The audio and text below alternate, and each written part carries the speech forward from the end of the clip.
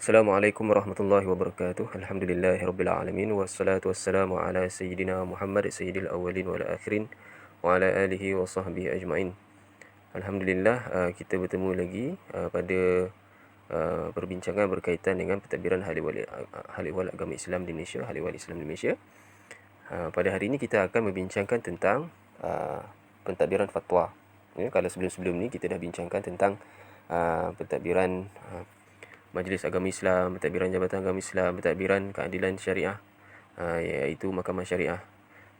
Kali ini kita lihat kepada salah satu daripada pentadbiran agama Islam di bawah bidang kuasa negeri, iaitu pentadbiran fatwa. Jadi kita cuba ingat balik, pentadbiran agama Islam itu di setiap negeri terbahagi kepada beberapa bahagian.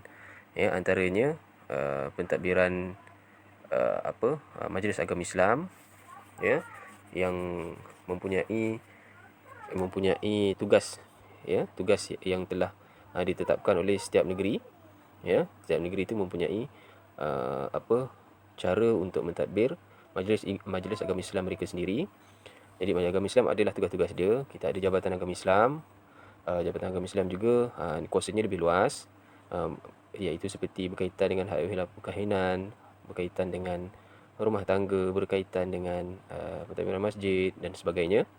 Lepas tu kita ada juga Mahkamah Syariah, ya, iaitu pentadbiran keadilan. Kalau majlis Jabatan Agama Islam dan Majlis Agama Islam ni lebih kepada pentadbiran agama Islam yang lebih luas skopnya. Tetapi kalau Mahkamah Syariah fokus dia kepada pentadbiran keadilan. Jadi ini pun di bawah kuasa negeri. Dan satu lagi pentadbiran di bawah kuasa negeri, iaitu pentadbiran hukum syarak. Pentadbiran hukum syarak iaitu diletakkan di bawah pejabat mufti, ya, setiap negeri. Baik, sebelum kita lanjutkan tentang pentadbiran fatwa, jadi kita lihat di sini apakah yang dinamakan dengan fatwa. Fatwa ada banyak definisi daripada para ulama. Ini sebahagian daripadanya, seperti menurut Ibnu Manzur, fatwa adalah perkataan yang bermaksud suatu perbuatan yang dilakukan oleh mufti mengenai sesuatu hukum atau sesuatu keputusan hukum yang dikeluarkan oleh faqih. Jadi fatwa ini adalah perkataan daripada seorang mufti tentang sesuatu hukum, yang mana mufti itu biasanya orang-orang yang faqih, orang-orang yang faham benar tentang hukum syarak.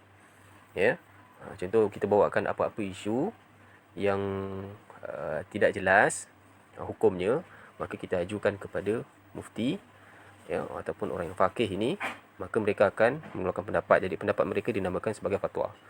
Menurut Al-Qasimi, fatwa bermaksud menjawab masalah yang menjadi kemusykilan dalam hukum. Apabila seorang menjawab suatu masalah yang diajukan kepadanya, jawapan yang diberikan itu merupakan fatwa. Jadi sama juga, iaitu menjawab apa-apa kemusykilan tentang sesuatu hukum. Ya. Jadi jawapan yang diberikan itu akan dinamakan sebagai fatwa. Ya. Fatwa juga bererti penjelasan berhubung dengan persoalan hukum syarak yang dibuat oleh seorang yang faqih bagi menjawab pertanyaan yang dikemukakan kepadanya, iaitu daripada Muhammad Rawas. Jadi bukan, kalau kita lihat daripada definisi pertama, kedua dan ketiga, jadi fatwa itu boleh datang daripada usaha mufti itu sendiri tentang sesuatu isu. Contohnya ada isu baru, tak ada orang mempersoalkan apakah hukumnya, tapi dia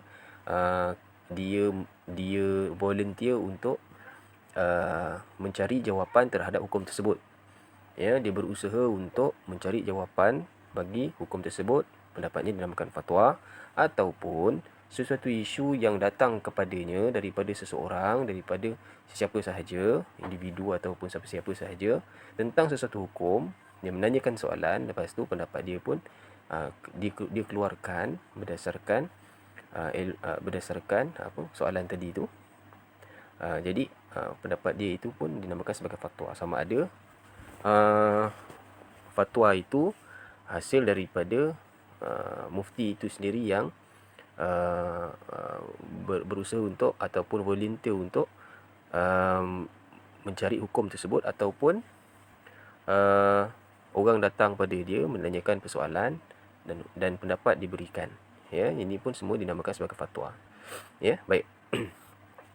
Pentadbiran fatwa negeri-negeri. Okey, baik. Kita terus kepada pentadbiran fatwa negeri-negeri.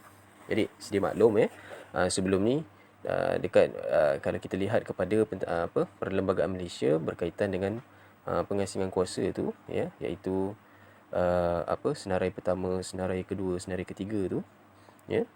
Jadual ke-9 senarai pertama berkaitan dengan bidang kuasa pekerjaan persekutuan. Jadual ke-9 senarai kedua berkaitan dengan bidang kuasa kerajaan negeri. Jadual kedua senarai ketiga berkaitan dengan senarai bersama, iaitu persekutuan dan negeri. Jadi di dalam senarai kedua, iaitu senarai negeri ataupun bidang kuasa yang diberikan kepada negeri oleh perlembagaan, setiap negeri mempunyai kuasa terhadap pentadbiran agama bagi negeri masing-masing. Jadi sebab itu setiap negeri mempunyai pentadbiran agama Islam yang berbeza-beza, ya, termasuk juga pentadbiran fatwa.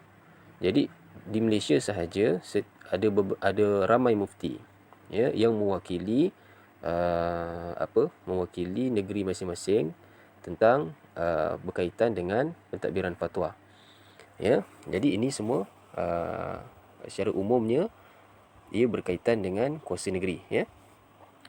Pengurusan fatwa dikuatkuasakan oleh enactment Undang-Undang Pentadbiran Agama Islam. Umumnya setiap negeri, kalau kita ingat balik pengajian lepas, enactment atau Undang-Undang Pentadbiran Agama Islam ni ada di setiap negeri, ya.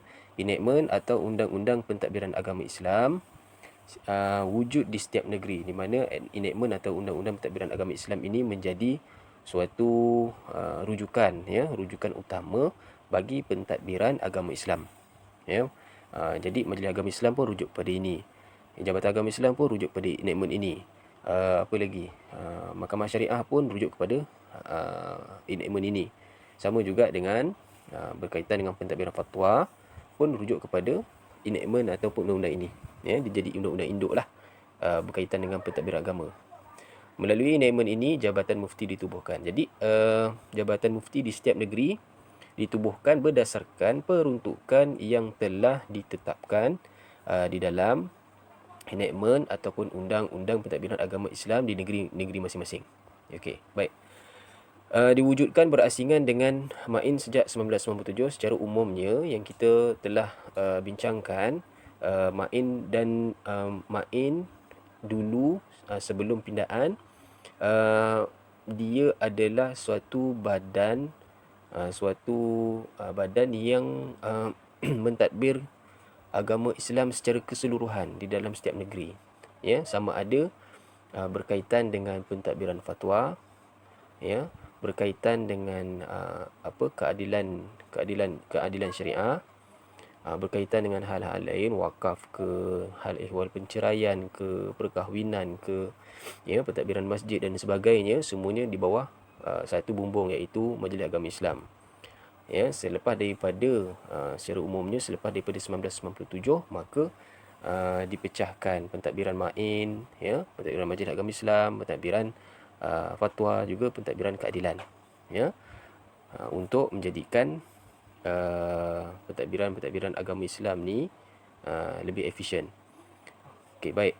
Oleh itu mufti bertanggungjawab secara langsung menasihati Duli Yang Maha Mulia Sultan ataupun yang dipertua berkaitan dengan hukum syarak. Jadi kalau kita lihat kepada dulu, kalau kita lihat Majlis Agama Islam sebelum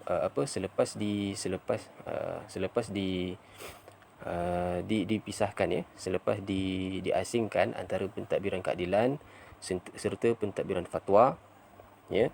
Jadi mufti, kalau dia tidak ada apa-apa gap antara dia dengan sultan, jadi berkaitan dengan pentadbiran hukum syarak, mufti boleh direct terus dengan sultan. Jadi sultan adalah dia punya ketua, ya.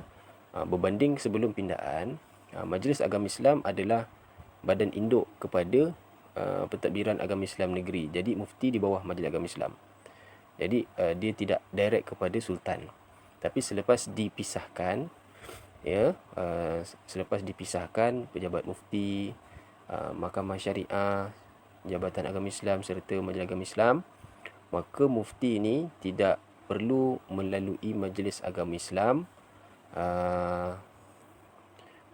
sebagai ketua, tak ada. Ya, dia terus boleh direct kepada sultan dalam pentadbiran hukum hakam syarak. Ya, contohnya dia nak keluarkan fatwa, jadi dia tak perlu minta kebenaran Majlis Agama Islam untuk untuk mewartakan fatwa tersebut. Dia boleh rujuk kepada sultan sahaja. Ya, dia terus refer kepada sultan. Jadi bos dia adalah sultan. Bos dia bukan Majlis Agama Islam. Baik. Mufti merupakan pihak berkuasa utama selepas sultan atau agung dalam perkara hukum syarak. Jadi kalau kita lihat gap antara sultan dengan mufti itu tak ada dari sudut pentadbiran hukum syarak. Ya, maka apa-apa mufti boleh terus direct kepada sultan. Ataupun kalau bagi negeri-negeri yang tidak beraja, maka dia boleh direct kepada yang dipertua negeri masing-masing. Ya, dia adalah orang yang paling tinggi dalam hukum syarak. Kalau mahkamah syariah pun sama, mahkamah syariah ataupun pentadbiran keadilan ni terus refer kepada sultan. Namun kuasanya tidak boleh melampaui sepadan pentadbiran keadilan dan sebagainya. Jadi mufti ni walaupun dia ni adalah pihak berkuasa yang paling utama dalam perkara hukum syarak, selepas daripada sultan, tapi dia ada had, dia ada bidang kuasa, iaitu bidang kuasa mufti hanya berkaitan dengan hukum syarak saja. Ya, keluarkan tentang hukum, ya, tentang hukum haram, halal, wajib dan sebagainya. Ya. Tapi kalau berkaitan dengan pentadbiran keadilan, contohnya berkaitan dengan isu-isu ataupun kes-kes yang berkaitan dengan syariah, maka mufti tidak berbidang kuasa. Yang ada bidang kuasa adalah mahkamah syariah. Kalau sesuatu kes itu hendak dibicarakan, dibicarakan, maka dia kes tersebut tidak perlu pergi kepada mufti untuk mufti selesaikan, tapi dia perlu pergi kepada mahkamah syariah, ya, untuk menyelesaikan. Jadi walaupun mereka ni ada kedudukan yang tinggi selepas daripada sultan, tetapi mereka ada had bidang kuasa yang telah ditetapkan, ya, oleh negeri masing-masing. Jadi mahkamah syariah pun tidak boleh melampaui mufti. Mufti pun tidak boleh melampaui mahkamah syariah. Jadi macam tu. Mereka masing-masing sama tinggi, ya. Atas mereka adalah sultan, tetapi bidang kuasa mereka terhad kepada yang telah diperuntukkan sahaja. Baik. Kalau kita lihat di sini, kalau kita nak tengok apa bidang kuasa mufti, ya, kalau kita kata tadi, mufti mempunyai kedudukan yang tinggi selepas daripada sultan berkaitan hukum syarak, tapi dia tidak boleh melangkaui kepada bidang kuasa yang lain. Contohnya bidang kuasa mahkamah syariah. Jadi apa dia bidang kuasa mufti sebenarnya? Jadi ni antara bidang kuasa mufti secara umum. Ya, yang pertama, mufti adalah penasihat hal ehwal agama Islam kepada kerajaan negeri. Ya, penasihat hal ehwal agama Islam kepada kerajaan negeri. Ya, contohnya tugas mufti ni untuk menasihatkan supaya hukum ini diwartakan. Hukum apa contohnya? Kita ada hukum rokok contohnya. Mufti berpendapat setelah dibincangkan hukum rokok itu haram. Ya, hukum rokok haram contoh. Jadi mufti akan membawa hukum tersebut untuk sultan perkenankan. Kemudian akan diwartakan dan kemudian dikuatkuasakan. Ya, jadi dia menasihat sultan supaya hukum tersebut diwartakan. Jadi selepas diwartakan hukum tersebut ataupun digazetkan, semua orang kena patuh. Jadi nasihat-nasihat mufti ini antara tugas-tugas yang diberikan, ya, kepada mufti. Dia nasihat-nasihat, ya, hukum ni berkaitan dengan hukum contohnya, berkaitan dengan akidah contohnya dan sebagainya, ya. Ahli Majlis Agama Islam Negeri, ya, mufti juga sebagai ahli Majlis Agama Islam Negeri. Ya, mufti dia ada dia punya pentadbiran dia, tapi mufti juga sebagai ahli Majlis Agama Islam Negeri. Kalau contohnya ada perkara-perkara yang berkaitan yang perlu dibincangkan di peringkat Majlis Agama Islam Negeri, maka mufti antara orang yang perlu hadir untuk mewakili Jabatan Mufti di dalam mesyuarat tersebut, ya, dalam perbincangan tersebut. Pengurusi jawatan kuasa fatwa atau syariah negeri. Jadi kena faham bahawasanya dalam jabatan mufti ni, ya, biasanya mufti dia nak keluarkan sesuatu fatwa, dia tidak berfatwa sendirian, ya. Contohnya dia nak fatwa tentang ajaran sesat, ya, ada satu ajaran yang dianggap sesat. Jadi setelah diselidik apa semua, lepas tu bukti-bukti itu dibawa kepada jawatan kuasa fatwa. Jawatan kuasa fatwa ni pula ada di kalangan jawatan kuasa yang berkaitan dengan akidah. Dia yang berkaitan dengan hukum syarak contohnya.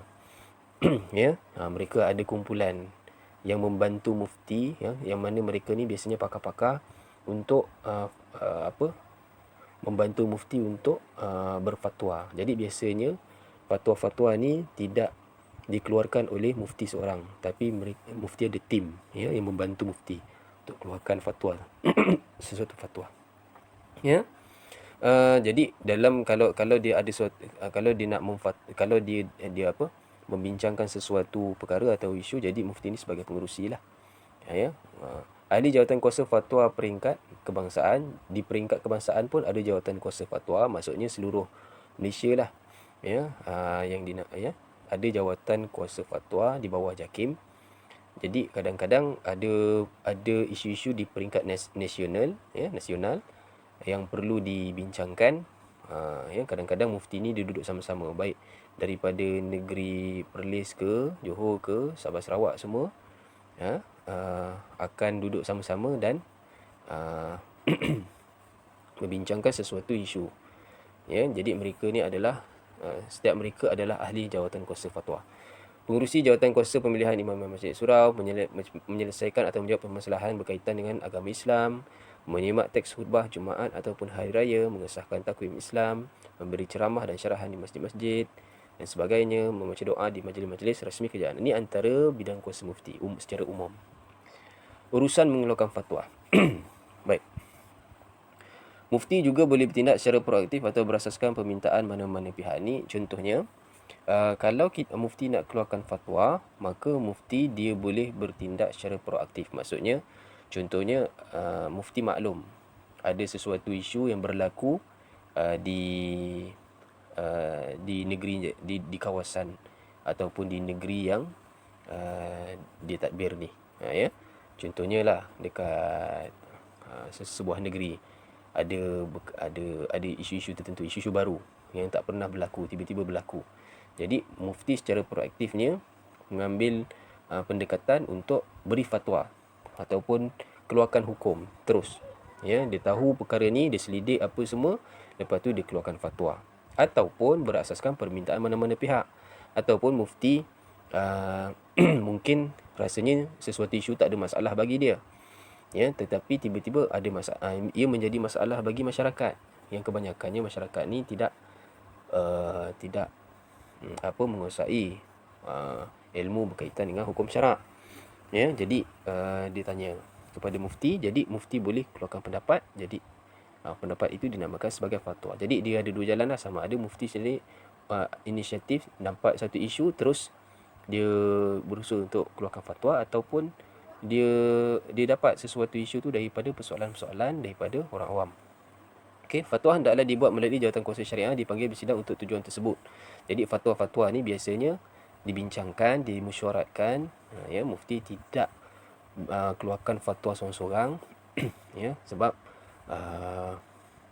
mufti mungkin perlukan bantuan daripada jawatan kuasa yang dilantik untuk menjadikan sesuatu fatwa itu relevan, bertepatan dengan kehendak syarak, bertepatan dengan keadaan semasa dan sebagainya. Jadi diperlukan bantuan daripada jawatan kuasa fatwa ni. Ya, jawatan ataupun jawatan kuasa syariah. Sesuatu kenyataan dibuat oleh mufti tidak boleh dianggap fatwa kecuali ia telah diwartakan. Katakanlah macam ni. Ada seseorang datang kepada mufti, tiba-tiba ditanyakan sesuatu soalan. Ya, apakah hukum sekian sekian sekian? Apakah hukum contohnya isteri suami isteri meminta cerai, ya, kepada suami. Apa hukum isteri meminta cerai kepada suami? Contohlah, ni bagi contoh. Jadi dia tanya kepada mufti. Jadi mufti bagi pendapat. Time tu juga dia bagi pendapat. Tetapi pendapat dia ni tidak diwartakan. Maksudnya dia tidak melalui proses perbincangan di peringkat jawatan kuasa syariah ataupun jawatan kuasa fatwa. Dia tidak maklumkan perkara tersebut ataupun minta perkenan daripada sultan. Jadi dia tak ada proses tu. Dia hanya keluarkan pendapat. Ya. Jadi pendapat ini tidak dinamakan sebagai fatwa. Jadi bila tidak dinamakan sebagai fatwa, maka tidak wajiblah orang lain ikut. Dan tidak wajiblah bagi orang yang melanggar pendapat tersebut untuk dikenakan hukuman. Ya. Contohnya kalau kita biasa dengar, kalau di wilayah persekutuan ada yang dinamakan dengan irsyad fatwa. Ya, biasanya itu adalah pendapat mufti. Ya, pendapat mufti tentang sesuatu perkara. Tetapi perkara tersebut tidak diwartakan. Bila tidak diwartakan, maka kalau ada orang yang menyalahi perkara tersebut, maka dia tidak bersalah. Tapi kalau sesuatu fatwa telah diwartakan, dia dah ada proses dia, dah dibincangkan di peringkat jawatan kuasa fatwa, kemudian dibawa kepada sultan, sultan berkenan, kemudian barulah diwartakan. Maka bila dah diwartakan, dia jadi fatwa. Yang telah diwartakan, sekiranya ada yang menghina, melanggar dan sebagainya, fatwa tersebut boleh dikenakan hukuman. Hanya mufti diberi kuasa untuk meminda, mengubah dan membatalkan mana-mana fatwa yang telah terlebih dahulu dikeluarkan olehnya atau mana-mana mufti terdahulu. Ya, katalah ada fatwa, ada mufti sebelum daripada mufti yang sekarang telah berfatwa tentang sesuatu perkara.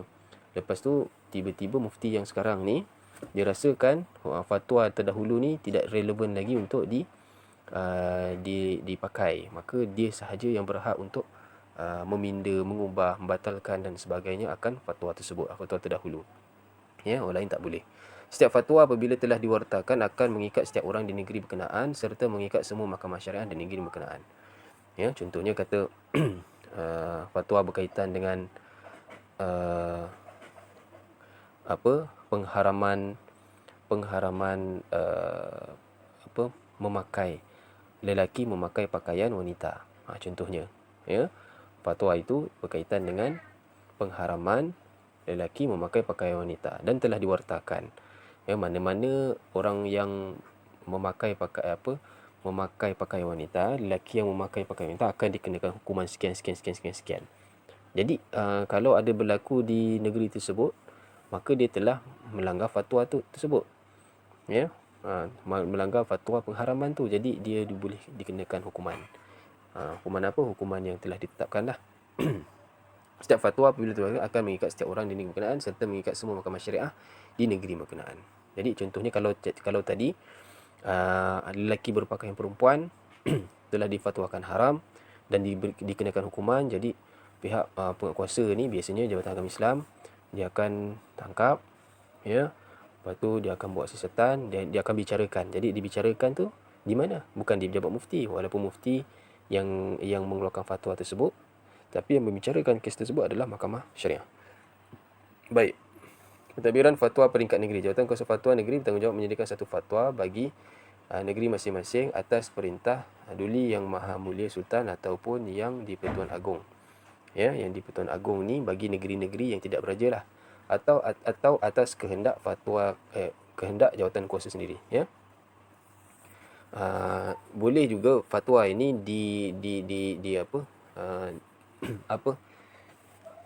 kalau sesuatu perkara itu disuruh oleh sultan ataupun agung kepada mufti untuk cari jalan penyelesaian, cari tentang hukum, boleh melalui itu juga, ya. Mufti boleh keluarkan fatwa berdasarkan perintah sultan ataupun agung, atau atas kehendak jawatan kuasa sendiri, Sultan tak minta apa-apa, Agung tak minta, tapi jawatan kuasa ada inisiatif untuk memberi fatwa, ya, atau permintaan masyarakat ataupun datang daripada orang ramai. Jadi sesuatu fatwa tu biasanya sama ada dia datang daripada perintah sultan ataupun dia datang daripada inisiatif jawatan kuasa fatwa ataupun mufti itu sendiri, ataupun dia daripada permintaan orang ramai, ya, atau yang menimbulkan kontroversi berhubungan hukum syarak. Ya, maksudnya kat sini datang daripada masyarakat umum yang dibuat melalui surat yang dialamatkan kepada mufti mengenai apa-apa persoalan yang belum muktamad. Contohnya tak jelaslah suatu hukum tu, tak jelas, tak muktamad. Jadi masyarakat ni pening apa hukum tersebut, contohnya kan. Contohnya ataupun yang menimbulkan kontroversi berhubung hukum syarak. Contohnya ada golongan kumpulan yang tidak sembahyang, mengajak orang yang tak sembahyang, ya, bercerita tentang agama tapi mengajak tak sembahyang. Jadi ini telah menimbulkan kontroversi, ya, ataupun perkara yang belum muktamad, perkara yang belum diketahui hukumnya apa untuk masyarakat ikut. Jadi persoalan-persoalan macam ni sekiranya diajukan kepada mufti, maka mufti kena boleh mengeluarkan fatwa. Okey, baik. Tata cara pembuatan ataupun pengeluaran fatwa. Biasanya tata cara perbuatan pengurusan oleh Jawatan Kuasa Fatwa Negeri adalah melalui proses seperti yang pertama, berlakunya kajian dan penyelidikan. Jadi tak berlakulah fatwa itu dikeluarkan dikeluarkan sewenang-wenangnya. Biasanya akan melalui kajian dan penyelidikan. Contohnya katalah kita nak lihat dalam sesuatu konten konten makanan tu, ya, dalam sesuatu makanan tu, contohnya dikatakan ada unsur-unsur yang haram. Contohnya unsur-unsur najis, ada babi, ada unsur-unsur babi ke ataupun apa najis ke lah, apa-apalah, darah ke dan sebagainya. Tapi benda ni tak jelas, yang betul ke dakwaan tersebut. Jadi mereka ni akan melakukan kajian dan penyelidikan. Jadi kajian dan penyelidikan ni kadang-kadang bukan sekadar daripada bukan sekadar yang terlibat di kalangan Jawatan Kuasa Fatwa sendiri.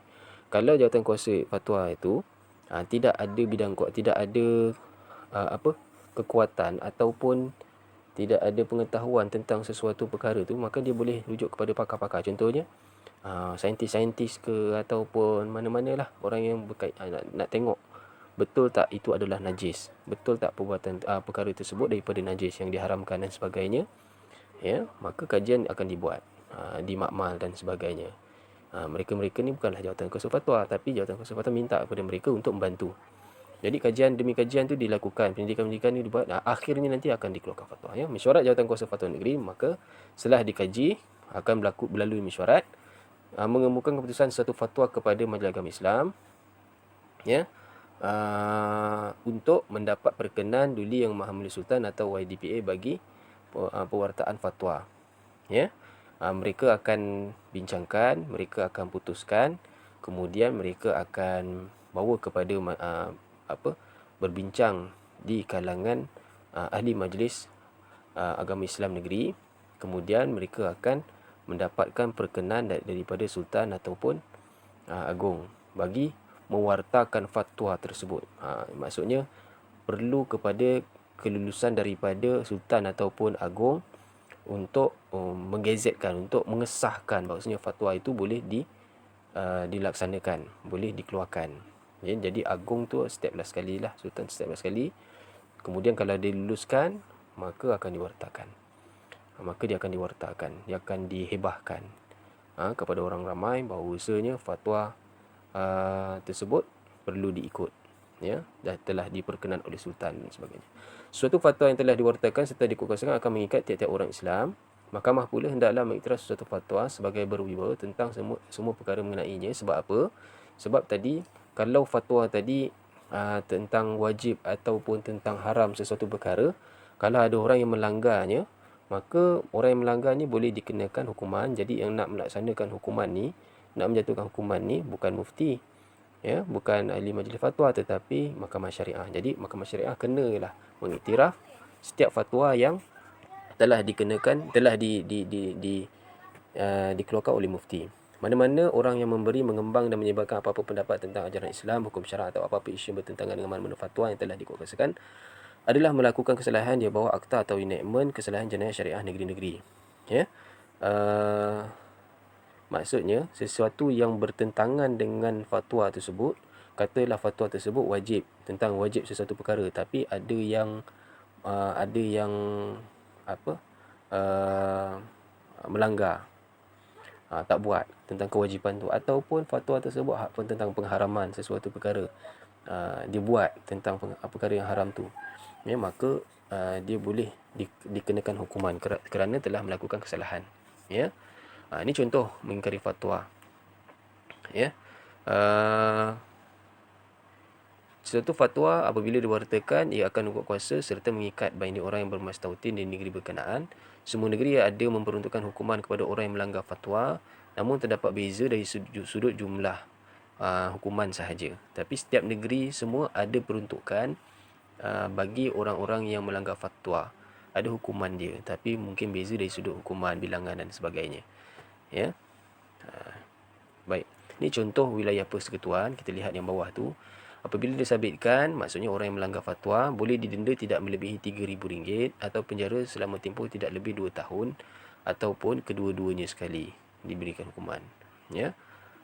Ini Melaka, iaitu denda tidak melebihi RM5,000 atau penjara tidak lebih daripada 36 bulan ataupun kedua-duanya. Jadi kedua-dua negeri ini dan mana-mana negeri pun ada memperuntukkan tentang hukuman bagi orang-orang yang mengingkari fatwa ataupun melanggar fatwa.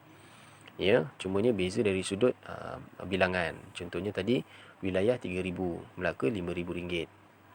Ini contoh pelanggaran fatwa yang pernah berlaku. Contohnya di Selangor, iaitu kes melibatkan 3 orang gadis Islam yang memasuki pertandingan Ratu Cantik. Maksudnya di negeri Selangor pernah mengeluarkan fatwa tentang pengharaman orang-orang Islam untuk masuk bertanding dalam Ratu Cantik.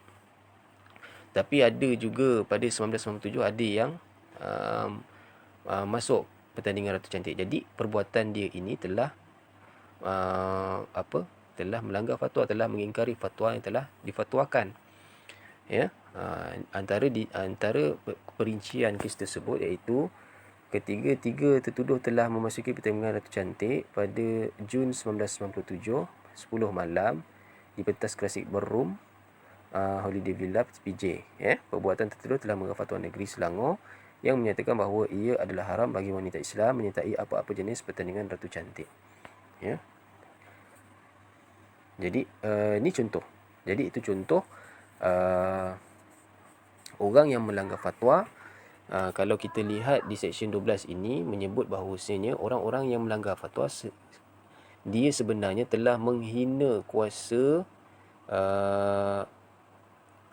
yang sah, ataupun dia telah menghina, dia telah mengingkari, dia telah melanggar dan dia telah mempertikaikan perintah Duli Yang Maha Mulia Sultan sebagai ketua agama Islam di negeri tersebut. Bukan setakat sultan sahaja, dia telah menghina majlis mufti, iaitu orang yang telah diberikan kuasa untuk berfatwa, maka dia telah, disebab itulah dia dikenakan hukuman. Ya. Sebab kalau kita lihat tadi, setiap fatwa yang telah diwartakan, maka dia kena dipatuhi. Yang wartakan tu siapa ya? Yang wartakan tu sultan. Jadi yang melanggar fatwa tersebut sebenarnya dia seolah-olah telah menghina sultan. Dia telah melawan cakap sultan. Ya, maka dia akan diberi hukuman atas kesalahan tersebut. Okey. Seterusnya iaitu berkaitan dengan majlis kebangsaan. Okey, baik.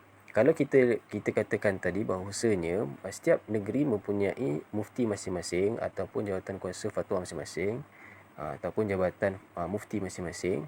Di peringkat nasional macam mana? Di peringkat kebangsaan macam mana? Ya, di peringkat kebangsaan pun ada juga majlis, ya, majlis kebangsaan bagi hal ehwal agama Islam dan jawatan kuasa fatwa kebangsaan. Ini merujuk kepada jawatan kuasa fatwa di bawah JAKIM lah, iaitu di bawah persekutuan. Ya. Jawatan kuasa ini diberi tanggungjawab dalam menerima, memutus, mengeluarkan fatwa atas apa-apa perkara berkenaan dengan agama yang dirujuk kepadanya oleh majlis raja-raja. Contohnya mereka juga boleh, setiap mufti tadi kalau kita lihat antara fungsi ataupun peranan mufti iaitu dia sebagai ahli jawatan kuasa fatwa kebangsaan. Ya. Jadi mereka ni kadang-kadang bermesyuarat untuk berfatwa tentang sesuatu hukum. Contohnya kan. Kemudian fatwa tersebut akan dibawa kepada majlis raja-raja. Majlis raja-raja ni raja-raja seluruh Malaysia lah. Jadi ini fungsi dia. Jakim selaku urus dia kepada jawatan kuasa fatwa akan ditunjuk untuk membantu dan melaksanakan segala keputusan jawatan kuasa fatwa tersebut, jawatan kuasa tersebut. Jadi Jakim selaku urus dia, ya, yang mengelola majlis jawatan kuasa fatwa kebangsaan ini. Ini contoh kalau kita nak keluarkan fatwa di peringkat kebangsaan, tadi peringkat negeri. Dikemukakan kepada Setiausaha Jawatan Kuasa Fatwa Kebangsaan bagi Ahlul Islam Malaysia, SU dia, apabila suatu masalah dirujuk kepada majlis tersebut, ia akan ditimbang, dibincang, dipersyuarat atau nasihat, sama juga proses macam di peringkat negeri.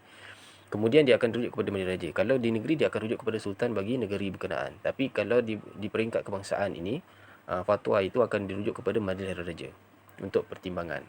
Ya, setelah ditimbangkan, biasa majlis akan minta jawatan kuasa akan mengkaji, putus, keluarkan fatwa. Jadi jawatan kuasa fatwa akan kajilah, akan kaji dan sebagainya, kemudian bawa balik kepada majlis agama majlis raja untuk diwartakan. Walau bagaimanapun, untuk menjadikan berkuat kuasa negeri, fatwa tersebut masih perlu dibawa kepada jawatan kuasa fatwa. Okey, katalah di peringkat jawatan kuasa fatwa telah memutuskan tentang sesuatu fatwa, iaitu mufti-mufti tadi yang berkumpul tadi telah berbincang dan mengeluarkan fatwa, tapi di peringkat negeri adakah dia kena ikut juga? Kat sinilah kita boleh lihat kadang-kadang keputusan yang telah dikeluarkan oleh majlis fatwa kebangsaan, kadang-kadang negeri tak ikut, tak follow. Ya, sebab apa dia ada proses macam ni? Fatwa tadi tu di peringkat fatwa tadi tu di peringkat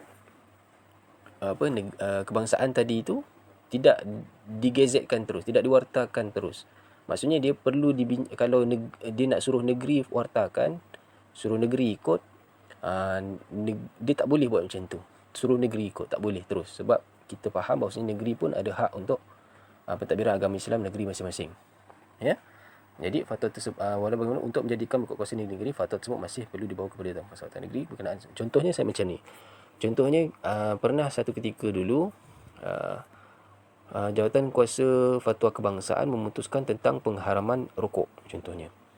Ya, pengharaman rokok. Jadi di peringkat kebangsaan rokok adalah haram. Tapi di peringkat negeri macam mana? Di peringkat negeri macam mana? Adakah negeri juga mengikut fatwa kebangsaan? Adakah mereka wajib ikut ataupun tidak?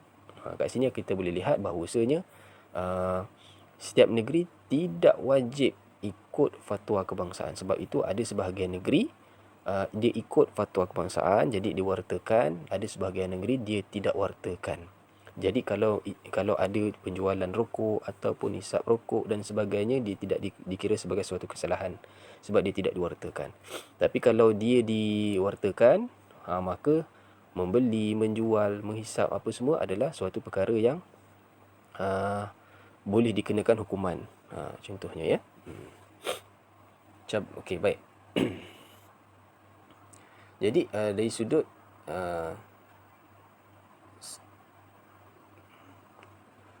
cabaran dalam pengurusan dan penyelarasan fatwa, kalau kita lihat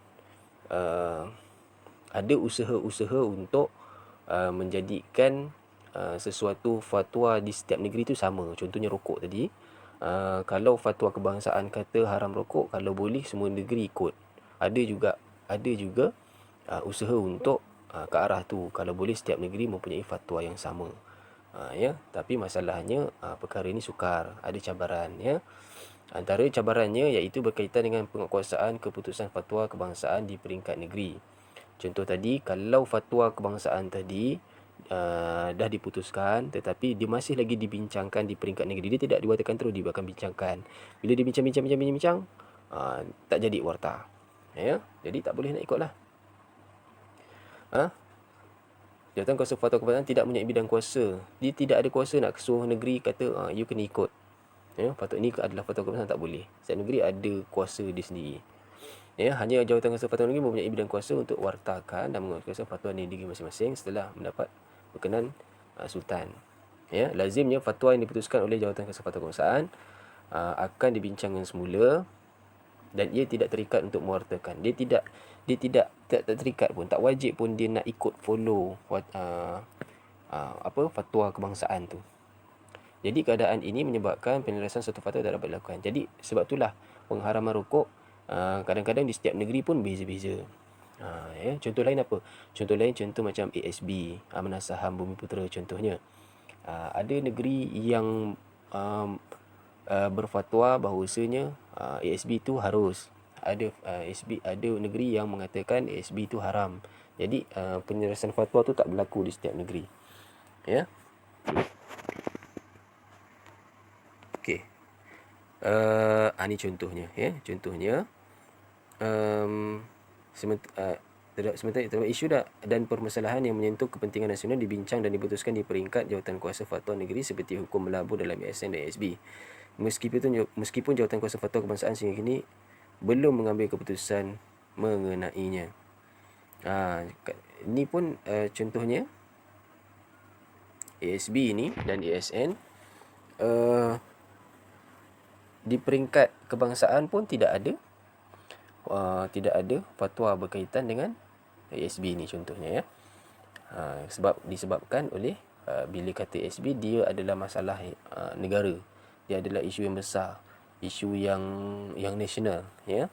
Jadi kadang-kadang nak keluarkan sesuatu hukum berkaitan dengan isu nasional pun menjadi satu cabaran bagi jawatan kuasa fatwa. Tapi di peringkat negeri itulah ada yang kata boleh, ada kata tak boleh, ada kata haram, ada kata tak haram ya. Mula-mula kata haram, asalnya ASB itu haram. Tapi kemudian fatwa-fatwa kemudian di sebahagian negeri itu mengatakan boleh. Ya. Jadi kalau kata semua negeri kena kata boleh, tak boleh berlaku macam tu. Ataupun semua negeri kata mesti kata ASB haram, tak boleh juga macam tu. Sebab negeri dia ada kuasa masing-masing untuk menetapkan sesuatu hukum atau fatwa. Wallahu ta'ala alam. Ini sahaja perbincangan kita pada hari ini. InsyaAllah kita akan membincangkan topik-topik lainnya pada masa akan datang. InsyaAllah. Assalamualaikum warahmatullahi wabarakatuh.